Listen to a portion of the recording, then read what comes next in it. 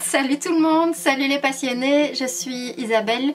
Si tu es sur ce groupe ou sur cette chaîne YouTube et que nous n'avons pas encore eu l'occasion de faire connaissance par une autre de mes entreprises, eh bien cette vidéo sert à ça, à t'expliquer ce que tu vas trouver ici, en quoi ça peut t'aider et puis savoir si c'est pour toi. Aujourd'hui, en tout cas à l'heure où je fais la vidéo, j'ai 35 ans, j'ai une petite fille de 11 ans. Je vis avec mon compagnon, on est entrepreneurs tous les deux. Pour ma part, je suis entrepreneur depuis environ 12 ans. J'ai eu plusieurs entreprises. Avant ça, j'ai été coach sportif dans une salle de sport et j'ai aussi été visual merchandiser pour les grandes chaînes de marques que je ne vais pas citer ici. Mais voilà, c'était une très belle période avec du positif et du négatif, mais j'ai appris beaucoup de choses. Et surtout, j'ai appris que je voulais être entrepreneur et donc j'ai suivi un parcours traditionnel et au travers de cette chaîne, eh bien j'ai envie de partager tous les outils, toutes les petites astuces, tout ce que j'ai appris en fait en 12 ans pour vous éviter de faire les mêmes erreurs que moi. En tout cas, si tu es au minimum vraiment passionné par la vie, passionné par ce que tu aimes pratiquer, que c'est pas forcément encore un métier mais que tu aimerais en faire un, peut-être même que tu le pratiques déjà mais que ça se passe super bien, et bien le contenu que je vais partager est vraiment là pour ça, pour que tu évites un tas d'erreurs que mes compatriotes et moi on a faites. Ça veut pas dire que tu en feras pas, mais en tout cas moi j'ai perdu beaucoup de temps, beaucoup d'argent aussi, et puis ça m'a coûté très cher émotionnellement et physiquement de ne pas connaître toutes ces petites astuces. Et j'ai aussi envie de m'adresser en particulier aux multipassionnés parce que si on apprend à se connaître, tu le sauras rapidement. Donc j'ai 4 entreprises pour l'instant. Si j'avais assez de temps dans ma vie, j'en ferais certainement autant que possible parce que j'aime vraiment beaucoup d'activités et de métiers différents. Au départ je pensais que c'était pas normal, je pensais que j'avais un souci à ne pas être capable de me cadrer dans un seul métier. J'ai découvert avec le temps que bien qu'il n'est pas toujours conseillé évidemment d'avoir plusieurs entreprises et certainement pas plusieurs projets, qu'il y a moyen en fonctionnant d'une certaine manière et avec une certaine organisation et petit à petit, qu'il est tout à fait possible de pratiquer ces diverses passions, de transformer ces passions en métier et de faire en sorte que ces métiers soient rémunérateurs. Alors pourquoi je fais ça aujourd'hui? Eh bien c'est entre autres parce que dans mon parcours d'entrepreneur, j'ai eu l'occasion dans un premier temps d'échanger énormément avec toutes sortes d'entrepreneurs, des passionnés qui généralement avaient les mêmes problèmes que moi, des difficultés à poser des prix corrects, à se sentir légitime, à être visible, à gagner suffisamment, à faire venir les clients jusqu'à elles, qu'elles soient dans des milieux artistiques ou pas spécialement, de thérapeutes, etc.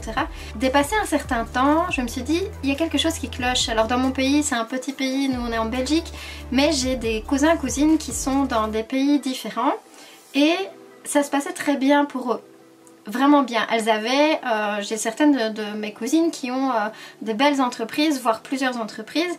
Et donc moi les premières années, j'avais tellement difficile, alors tout le monde me disait t'as de la chance, tu fais vraiment ce que t'aimes, mais j'avais tellement difficile que je ne comprenais pas ce que je n'avais pas compris justement, pourquoi je ne m'en sortais pas alors que d'autres s'en sortaient très bien. Ce que j'ai compris dans un premier temps, c'est que j'étais pas de ceux qui sont hyper réglo et qui parviennent à faire des to-do list avec des petites cases et puis qui les effacent au fur et à mesure où c'est réalisé, que j'avais un peu trop de passion, que j'avais parfois du mal à m'organiser, à me canaliser, à être focus, à terminer les choses, mais surtout, clairement j'avais pas les compétences pour pouvoir vraiment faire rouler mon entreprise. Et ça c'est vraiment dommage parce qu'il y a de très très beaux projets, il y en a beaucoup qui arrivent sur le marché avec des idées qui sont merveilleuses, avec des porteurs de projets qui sont pleins de talent, mais il y en a beaucoup qui se cassent la figure. Et puis moi j'ai tenu le coup, mais clairement pas sans dégâts. Alors des dégâts de tout ordre, hein. J'ai eu des dégâts au niveau couple, au niveau personnel, au niveau physique, au niveau santé, au niveau financier, au niveau amical. Donc ça a eu des répercussions en fait dans tous les domaines de ma vie parce que justement je ne savais pas comment bien faire rouler mon entreprise. Et il est clair qu'aujourd'hui les projets que nous avons sont de plus en plus hybrides, de plus en plus originaux. Il y a aussi de plus en plus d'outils qui permettent de les mettre en œuvre, mais on n'a pas forcément plus de compétences pour tenir sa barque une fois qu'on est vraiment en train de naviguer. Moi à l'époque, j'avais quand même eu un accompagnement à la création d'entreprises, pertinent, etc. Mais souvent beaucoup trop court et beaucoup trop peu fourni par rapport à ce qu'on a besoin d'apprendre. Et on sait que la plupart des entrepreneurs, on apprend sur le tas. Donc on se dit que ça va bien se passer. Mais ça va bien se passer quand on est dans un métier, on va dire, traditionnel et classique. Et ça se passe bien quand on est vraiment un tempérament de nature très organisé et de nature à vraiment prendre les précautions nécessaires. Or, c'était pas mon cas du tout. Pour vous donner une petite idée de la première activité que j'ai mise sur pied en tant qu'entrepreneur, j'ai ouvert un atelier boutique de création de meubles en carton, comme celui que vous voyez là derrière. Alors j'ai adoré, j'ai appris énormément du modèle économique aussi que ça demande de faire ce genre de métier un peu fou. Et j'ai pu rencontrer du coup plein de créateurs, d'artistes, c'était vraiment chouette. J'ai participé à beaucoup de salons, d'expos, etc. J'ai dû beaucoup réfléchir et puis modifier aussi mon modèle économique, et j'ai aussi découvert en cours de route que j'aimais faire plein d'autres choses. Vous apprendrez tout ça de fil en aiguille, soit au travers du site internet, soit au travers des vidéos, mais surtout, ce que j'ai décidé de faire il y a quelques années, c'était de me reformer parce que je voulais vraiment vivre comme ça. C'était pour moi quelque chose de vital, quelque chose de vraiment précieux. Je pensais que j'avais des choses à apporter au monde, mais je n'arrivais pas à faire le pont entre le monde et ce que je voulais proposer. Donc, j'ai beaucoup étudié, j'ai beaucoup mis en pratique, je l'ai mis en pratique sur plusieurs entreprises. Ça n'a vraiment pas été facile parce que c'est pas vraiment dans notre culture ici, dans mon petit pays, c'est pas le genre de formation qu'on suit, ça n'existe pas beaucoup par chez nous, donc je suis allée les chercher loin. Je suis allée chercher là où je voyais d'autres personnes faire ce que j'avais envie de faire. Donc c'est à ça que sert cette chaîne. Je vais partager avec vous tout ce que j'apprends. Et je le fais en fait déjà depuis 3 ans, mais je ne l'ai pas dit publiquement.